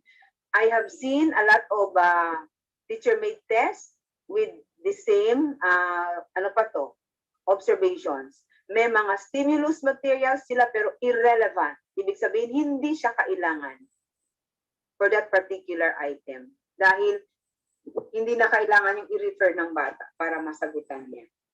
Okay. So yun po yung isa sa mga danger line na gusto nating i-warn po kayo kasi nagka-happen po siya. No? Common siya.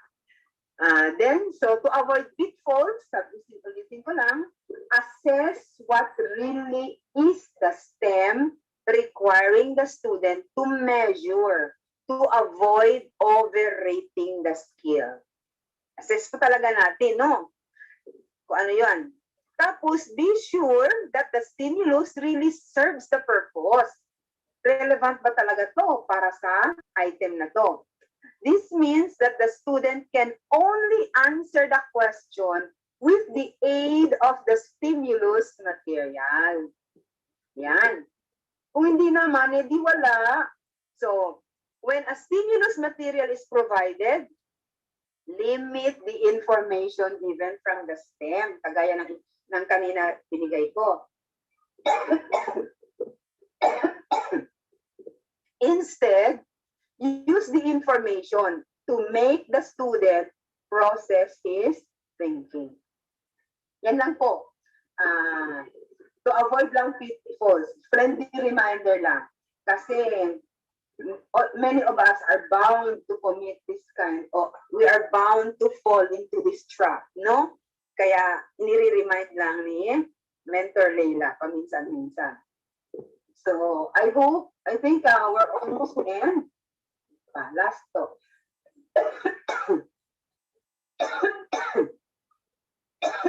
Excuse me.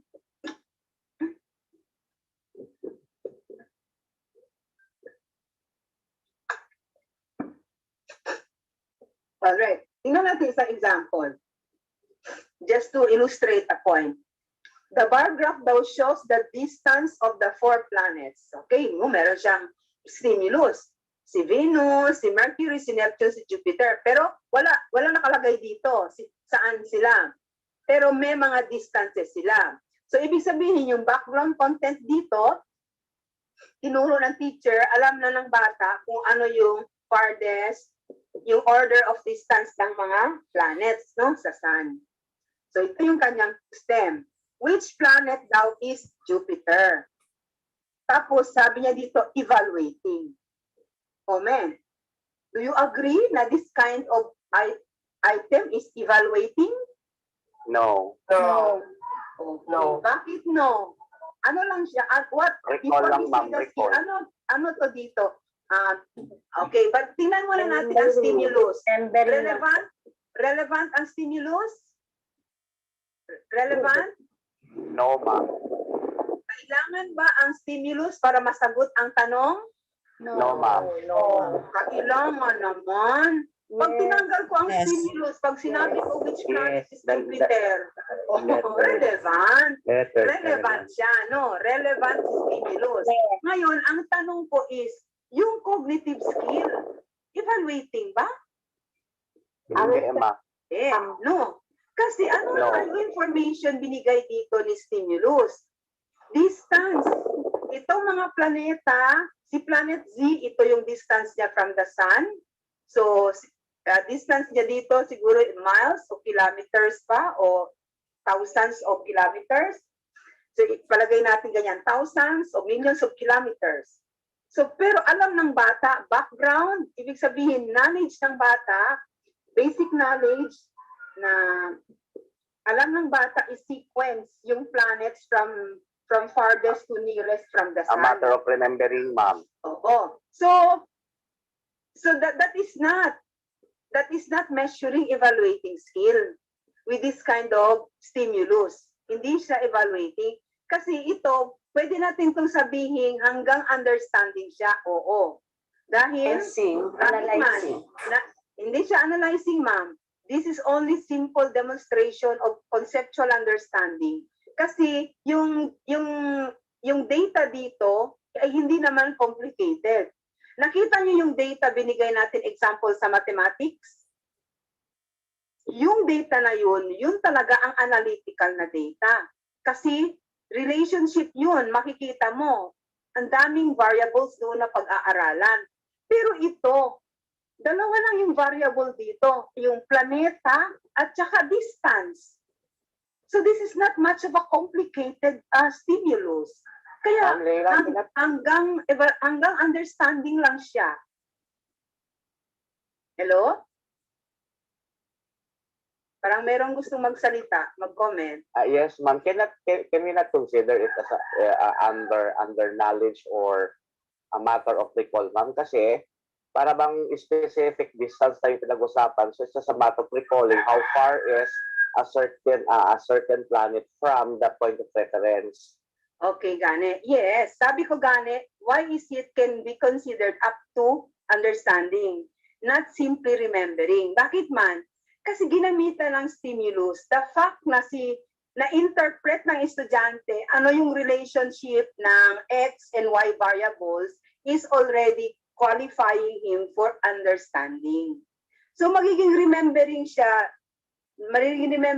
Jen kapag yung simple statement lang niya, which planet is the third farthest from the sun? Wala siyang stimulus material na ginamit. Yun, plain and simple remembering siya. Nakita natin yung difference na medyo nag-level up kasi nagkaroon siya, pinag-aralan niya yung relationship ng X variable sa Y variable. Kaya pwede natin siya i-take it to the next level up to understanding hanggang dun lang talaga. Yes, ma'am. Are we making sense? Okay, Yes, absolutely, yes, ma'am. Okay, so I hope dear teachers, our friends from the other learning areas, I hope this orientation has somehow added to your already huge information that you have stored in your mind. Sana nakadagdag ito. Our goal here is just to be able to provide you clearer guidance on how to create multiple test items. Kasi hindi lang po ang satisfaction dito, multiple test items. Basta pwede yung assessing ko bilog ngayon. And the next thing is, yung quality naman. Titingnan natin, ano yung mga cognitive skills na mine-measure. Huwag po nating i-deprive yung ating mga estudyante na ma-develop yung mga inquiry skills nila. Let us not deprive them from experiencing, from having the opportunities to increase their skills. And ang pinaka-maganda dito, while doing this project, you are directly benefited. Bakit man po? Bakit kayo directly benefited? Kasi, one, nag-level up ang skills mo sa test construction, ikaw pa ang direct recipient ng project na ito. Amen to that? Amen. Amen. Hindi ba? Amen. Hindi ba? Oh, Amen, ma'am. Amen. Amen to that talaga. But again, mentor nyo si Ma'am Leila, mentor nyo si Ma'am Bebot, mentor nyo si Ma'am Vilma, at saka pala, meron tayong bagong mentor sa MTV, si Ma'am Eva Hajimudin, yung bago nating supervisor for MTV Kindergarten. So, I'm sure marami sa inyo nakakakilala kay Ma'am Eva because she was once upon a time a teacher of Zamboanga City, specifically Southcom Elementary School. So, kami pong apat mga mentors ninyo and we are here just to equip you, to assist you, no? And we are in this journey. Kasama po tayo. So sana po nakatulong kami in providing guidance. Kaya I'm sure a lot of you are more equipped already and somehow are very much willing naman sana to share the skill and share the knowledge with the rest of your colleagues. Let us be generous with sharing knowledge and information because that is something that cannot be taken away from us. The more we share the information, so the more benefit it is for us. Bakit man? Kasi lalong tumitibay po yung understanding natin, yung knowledge natin, yung level of skill natin. The more we share, the more we practice. So, again, not all items with stimuli are high level. Ulit-ulitin lang po talaga natin yan, no? Yan, not all items daw with stimuli are high level. Tapos na talaga ako, we're just on time. So, Meron pong isang tanong, Belo, pero natabunan po nung presentation sa baba. Nandiyan po yung tanong sa baba. From Elementary School. Ma'am, inferring, but ito na ba? Since Apo, I it is think he is multiple asking choice. about yung example po sa English question. Yun dun sa evaluating. Apo. Sa evaluating, no? Oo, Opo. kasi you may say it's objective po, ma'am, kasi di ba it involves one's opinion. So yung mga ganong items, pwede po natin pong itanong ito, not necessarily multiple choice siya. Kasi nga, magiging subjective siya because my opinion will be the correct opinion. If I decide to have this kind of game, that is what I believe to be best for me. So, yung pong binigay natin na example kanina, ma'am, hindi siya ibig sabihin na ilalagay natin siya sa multiple choice set of items. But again, I think it's possible, only we have to be very cautious with the kind of options that we provide. Yun options lang. Ang trick naman po kasi is paano natin i-twist yung option na maging wrong. At makita natin na somehow the student would be able to arrive at a more sensible response.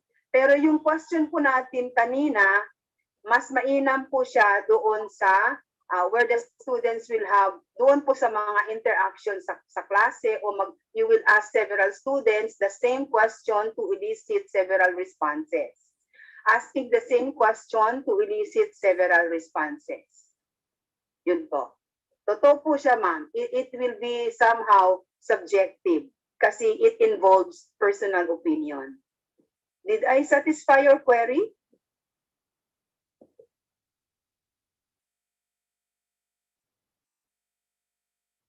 Hello? Ma'am Aubrey, satisfied po ba? Doon sa ano yan, sa Facebook. Sa Facebook po, ma'am. Opo. Yes, acknowledge po tayo na subjective po yun. But then again, that is the point that I just want to clarify. Okay daw, ma'am. Okay po, ma'am Lay. Thank you. Okay, so to all of you, I think we are ending, pero hindi pa po tayo talagang end na end. before we really end officially, ito po ay reminder po sa science team ko na after we declare end of the first orientation, please stay because we have a second orientation, very brief only for the science group. So yun lang po ang aking reminder. Yung nasa Facebook at saka nasa Zoom will stay po yung ang science team. So from Vince Gaumon, I'd like to end this presentation. Hello? Hello? Sorry, kita po. Tapos, So according to Vince Gaumon, you cannot make the people learn. You can only provide the right conditions for learning to happen. Totoo naman, di ba, no? What is just to provide opportunities for learning. Opportunities that they would be able to exercise higher levels of thinking. So again, thank you so much to everyone. We hope that this has been significant information to make you more confident, no, in developing your own test item bank. Muchísimas gracias. Yes, ma'am. Pa sila, daw, hunto-hunto. Pwede. Thank you very much. Muchas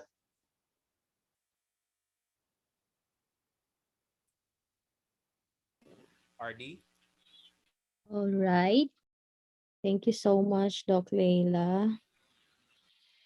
Ma'am? Yes po. Yes. Yes, ma'am. Good morning, ma'am. I don't know if it has been discussed earlier because my connection wasn't really stable. Ma'am, per milk, 3 to 5 questions. Pregunta lang yo. I will just ask if about the breakdown. How many questions are we supposed to make for lower level and how many for higher level? All right, sandali lang po, ma'am, ha? We Yeah. have walang sinabi kaninang specific, no, na kung ilan yung lower. The instruction was 5 questions per milk. So, I think we have Ma'am Flong, kasi siya po yung may instruction from Doc Bebs. Sandali po. Ma'am Flong? Okay.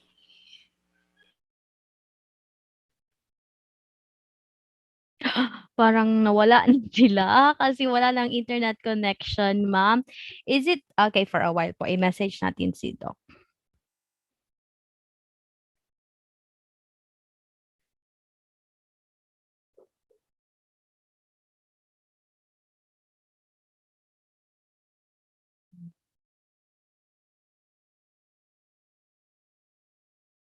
Okay. So, papasok daw po si Doc. Sandali lang po. For a while lang po. I have to send her the link.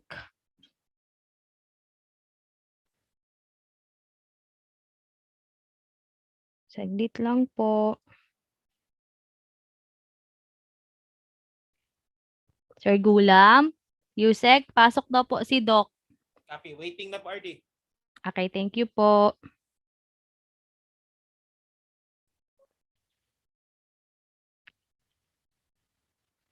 We'll wait for Doc po. Kasi mukhang nawala na si Ma'am Flong. Yung internet connection natin medyo erratic dahil sa ating panahon.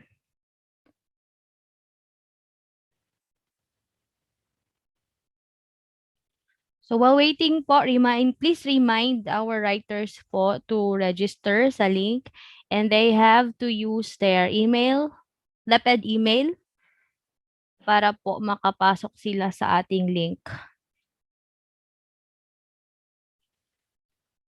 Still waiting for Doc. I'm here na. Okay po. So my friends, please welcome our queen, Dr. Valeria Fides G. Cartesa. Thank you, Prince and Princesses. Princess and Princesses. So thank you so much. Are we done already? Are we done? Is Ma'am Leila done with the orientation?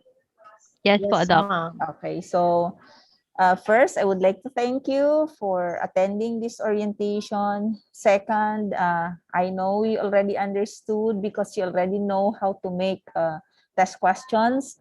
Ma'am Leila enhance or give us more insights on how to do it.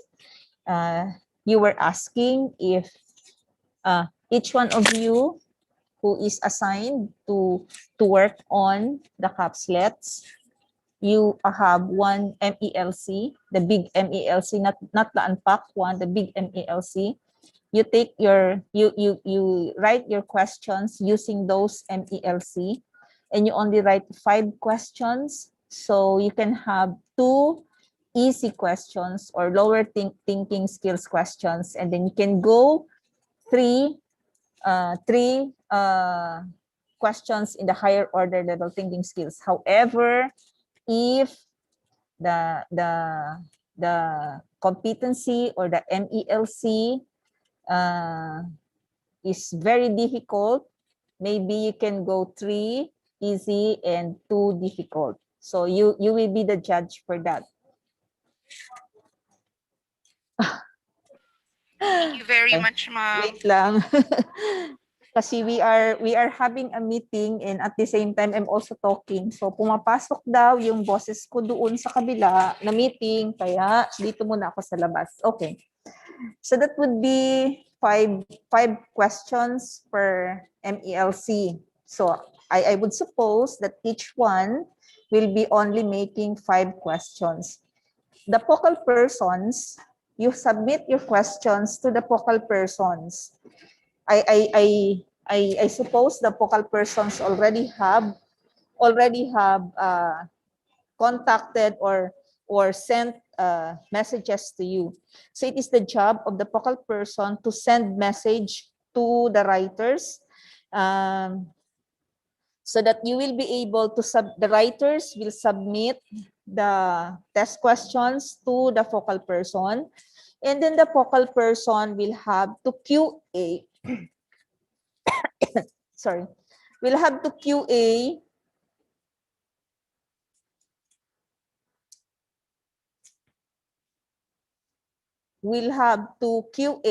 the test questions and then submit the QA test questions by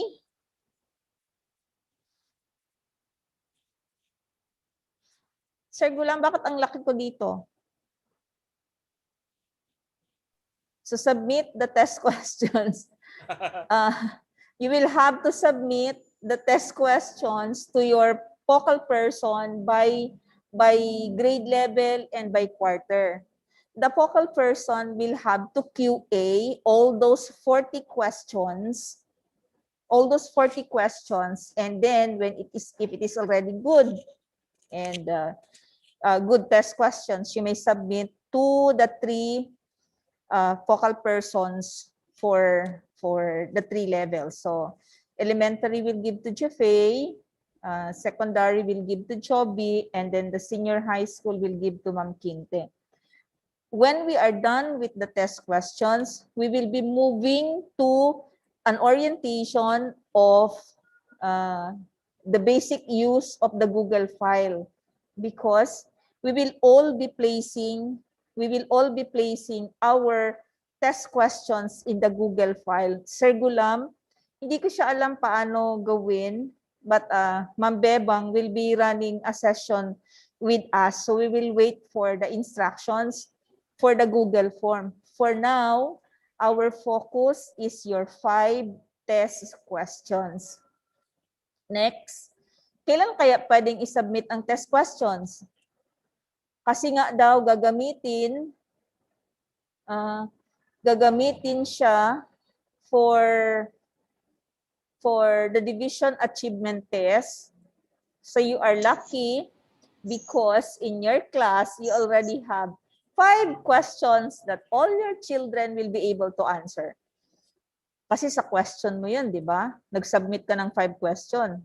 Anyway, let's not talk about that question. So we will be having a division achievement test, and we will be harvesting questions from the questions that you will submit.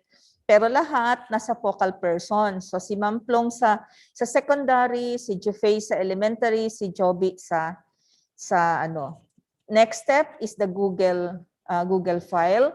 And the third step will be how to make the TOS, which we will introduce to you very soon, or we will introduce to you next Wednesday and Thursday via a training again, and that would be the assessment package that will be introduced by Sir Jamwell, so that all of you, you will be writing your TOS. You will just get the questions and then place the questions in that package that Sir Jamwell has developed, and then it will be the MELC will lead you to the learning competency will lead you to the CG. There's already a link, and then it will check the papers on its own, automatic checking of papers, and then it will be able to identify the least learned skills and many other things. So that would be 22 programs inside that package. So we will be able to use that, pero that will be the next step. So far I say that would be all, unless you have questions. Hello, Doc. Po. Yes po, shoot the question. Doc. Yes, Ma'am Ann. Like in our situation, we have 15 writers. So, hindi lang kami 40 items lahat. Opo. The more, the merrier, because it's an item bank. So, if you have 15, you will have 80. So, maybe you can ask, you can work with Arlene, because the two of you are in Tatuan Central School, or you can ask some focal person, or you can recommend somebody to help you with the QA. Yes po. Any other question? Thank you, Doc. You're welcome, Ann. Meron pang question? Okay. So, kung wala ng questions, the copy of the video of Ma'am Leila will be available to you. So kung hindi, mayroon kang part na hindi narinig, pwede mo lang siyang i-play, or habang nagsusulat ka, nalimutan mong isang portion, pwede mo siyang balikan. So Jufei and Sir Gulam will give you the copy of Ma'am Leila's video. If you don't have questions anymore, I say, when is the deadline? Can you work that in 2 weeks or 1 week? Can you work the 5 questions in 2 weeks or 1 week? Kaya na siguro ang 1 week, no? We'll have 1 week. 1 week, you will submit the 5 questions to your focal persons, and then we will take it from there. I will meet the focal persons again to check on the 5 questions. Kaya ba ang 5 questions in 1 week? 1 question a day lang yun. Iba ang QA. Yung 5 questions, isasubmit lang muna yon sa focal person. So, 5 days yun. Ibig sabihin, in 1 day, meron kang gagawing isang question. So, hindi na siya siguro mabigat, I think. Tapos, you submit it to your focal person, and then we will take it from there. So, when we are done with the questions, I will sit with the focal persons so that we will be able to QA the test questions. So virtual lang muna tayo, ha. So kailan ang 1 week pay from today? Doc, ano po? Kailan ba? 18. Sa 18. Okay. So I would expect all the 18 all the questions will be in on May 18. So 5 lang naman 'yun, ha? So that will be the output for now, and that will be the expectations. When all the questions are in, I'll meet the focal persons again for the QA. May question pa tayo? Okay, thank you po. Salamat. With that, I say thank you very much, and I'll see you around. Bye-bye. Thank you, Doc. Bye. Okay, Doc. So, that ends our orientation for today po. Thank you very much and keep safe, everyone. See you next week.